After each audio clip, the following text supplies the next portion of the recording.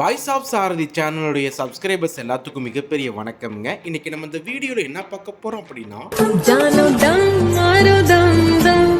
தக் லைஃப்ல பாத்தீங்கன்னா அந்த ஆல்பமே அவ்வளவு சூப்பரா இருக்கு. குறிப்பா 2-3 சாங் பாத்தீங்கன்னா ரொம்ப அழகாவும் கேட்க இனிமையாகவும் ரொம்ப மெல்லிசையாகவும் இருக்குங்க. ரொம்ப நாளுக்கு அப்புறம் ஹெட்செட்டை காதில் மாட்டி கேட்கும்போது அது ரொம்ப எப்படி சொல்கிறதுனா, முதல்ல காதில் மாட்டி கேட்கும்போது ஒரு மாதிரி மாவு மில்லு, அரிசி மில்லு, ஏதோ ஒரு சக்கரத்தில் மாட்டிக்கிட்ட மாதிரி டம்மு டும்முன்னு கேட்கும். ஆனால் இந்த சாங்ஸ்லாம் கேட்கும்போது காது ரொம்ப மென்மையாக இருக்குது, காது வலிக்கவே இல்லைங்க.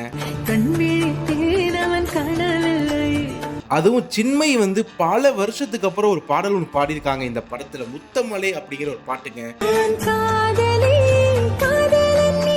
உண்மையை சொல்லணும் அப்படின்னா பாடலை பற்றி ரொம்ப அதிகமான தெரியாது, எதை கேட்க மட்டும் தான் தெரியும். ஆனால் அப்படி கேட்குறப்பவே நமக்குள்ள ஒரு புது மகிழ்ச்சியும் ஏதோ ஒரு மிகப்பெரிய ஒரு சந்தோஷமும் ஒரு ஹாப்பினஸ் ஒன்று கிரியேட் ஆகுது இவங்களுடைய வாய்ஸில். அதுவும் இடையில சில சரணத்தெல்லாம் அப்படி பாடியிருப்பாங்க.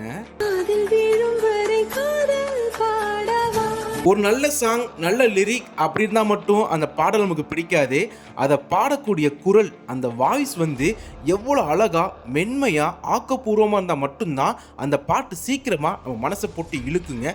அந்த வகையில் சின்மை பாடின இந்த சாங் இருக்குல்ல, கேட்ட உடனே பிடிக்கக்கூடிய அற்புதமான ஒரு பாடல்னா தக் லைஃப்ல இந்த முத்தமலை தாங்க.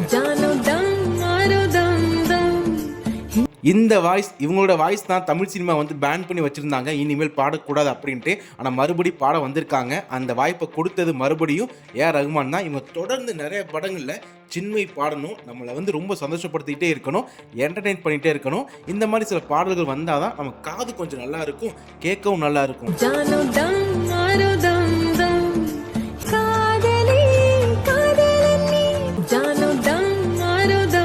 இந்த ஆல்பத்தில் one of the most favourite அப்படின்னா கண்டிப்பாக விண்வெளி நாயகா தான். ஆக்சுவலாக டீசர் அந்த டைட்டில் பார்த்தீங்கன்னா விண்வெளி நாயகன் ஒரு வாய்ஸ் வரும். ஆனால் இந்த சாங் பாடினது ஸ்ருதிகாசன்.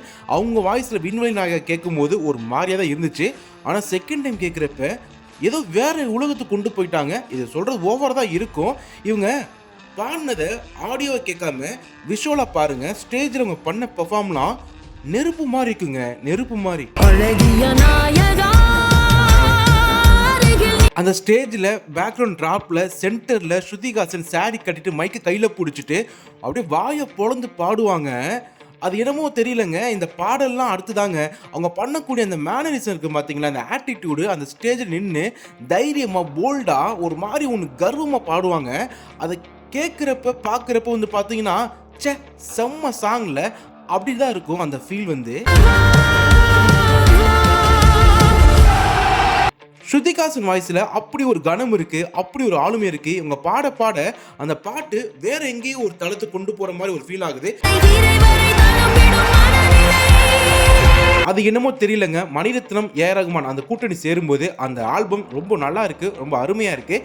இந்த தக் லைஃப் ஆல்பத்தில் உங்களுக்கு ரொம்ப பிடிச்ச சாங்க கண்டிப்பாக கமெண்ட்டை சொல்லிட்டு போங்க. இதெல்லாம் டக்குன்னு தோணுச்சு பட்னு சொல்லிட்டேன். சேனலில் சப்ஸ்கிரைப் பண்ணாதவங்க சப்ஸ்கிரைப் பண்ணிடுங்கப்பா.